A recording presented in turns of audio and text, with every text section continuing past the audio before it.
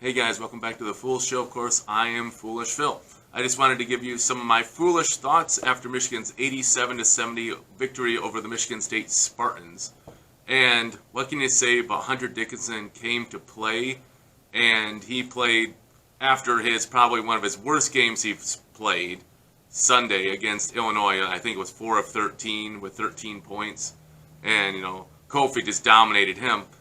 This game, he did a complete 180, 13 of 19, 33 points, and he led Michigan to the victory. And it's not a one-man show, obviously, but it goes hand in hand with how Michigan State played defense. They didn't want to double-team him and let open shooters get shots, right? So they played one-on-one, and he was able to take advantage of Marble and, the other guys and get them in foul trouble. I'm just looking here, right? They had 4 fouls there. So did Sissoko and Smith, right? So, there were some foul troubles. Oh, Hauser was the other one, I think. And Hunter just stayed within himself. And, obviously when shots go in, confidence builds. But definitely not getting the double team, big factor. And 2, Izzo didn't leave that, didn't do the double. And then getting fouls, right? And making shots. Not only that, obviously, like I said, it's not a one-man show. Caleb Houstan put in 16 points. Definitely, he was more aggressive, right? He got to the free throw line 7 times. He had some layups in there. He had 1 3-pointer. He was aggressive, and that's what you need Caleb Houstan to be, aggressive, so that people can't just sit on the 3-point line and guard him like that. Another big key was Terrence Williams, man. Came off the bench, hit 3 3-pointers in the first half, man. That's just huge. 9 points. Brandon Johns Jr. hit a 3-pointer, man. Way to go. And he got a couple free throws, I think, there too. 5 points for him. The bench, 13 points. Fouled, hit a free throw late in the game. So they got 14 points overall. But, or 15, I think that would be. Sorry, math. And just good job by the bench. If you can get double figures from your bench, at least with this team, you're looking pretty good. One big thing, too, I want to point out, though, is in the first half, it was a pretty even game. And then Michigan goes on a 14-0 run.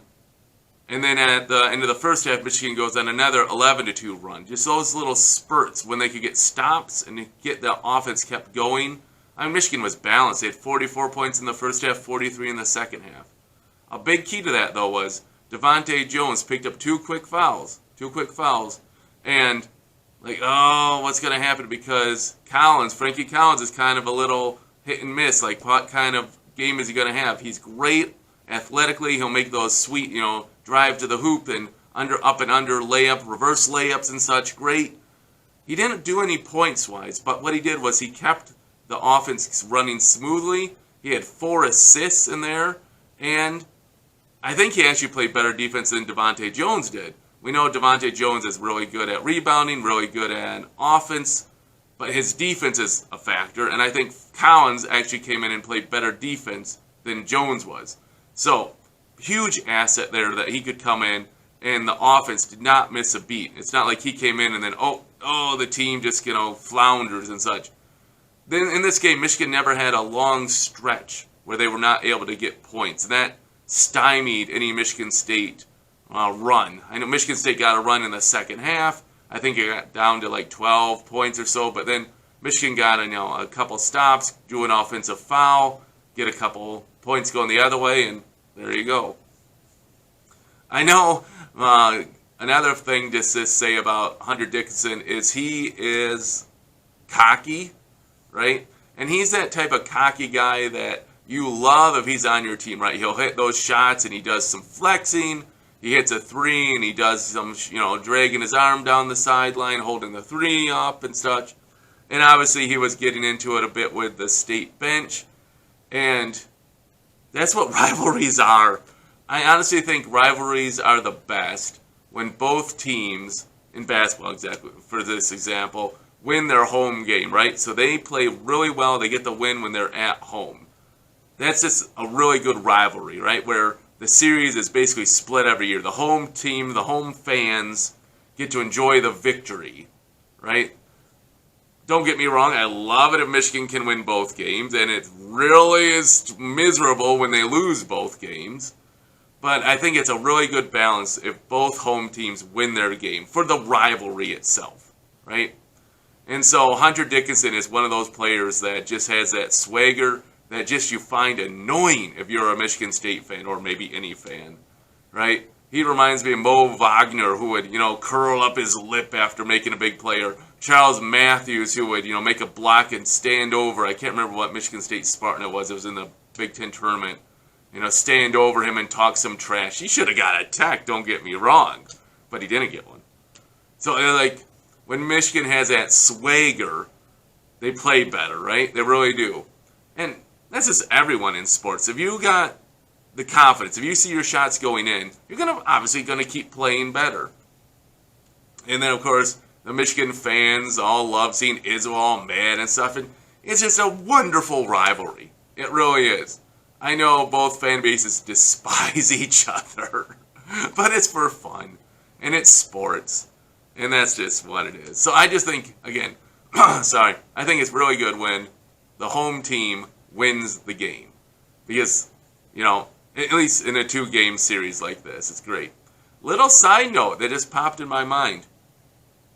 When Michigan had to pause because of COVID reasons, right, they postponed the home game versus Purdue, the home game versus Michigan State.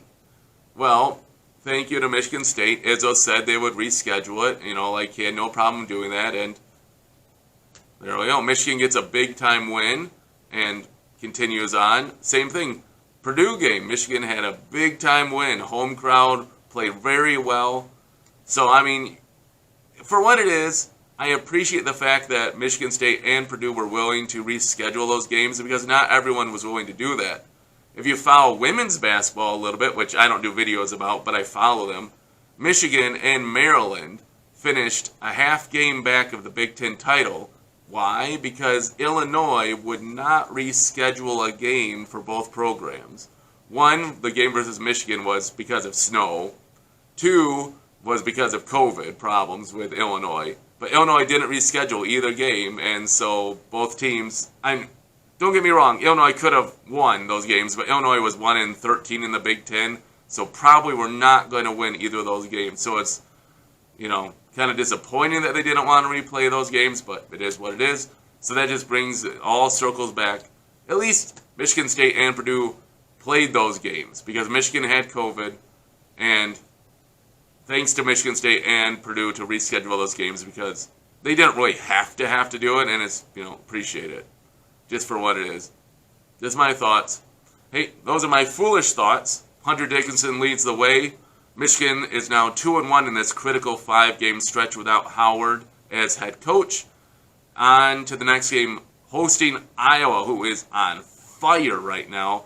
I think they've won 7 of 8, something like that. The only game they've lost was when Michigan beat them at Iowa. So we'll see how that goes Thursday night. That's, again, a late night game, 9 o'clock.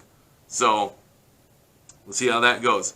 Thanks again for watching. If you have any comments, please put them in the section below, and I'll respond as I'm able to. And until I see you guys next time, as always, go blue.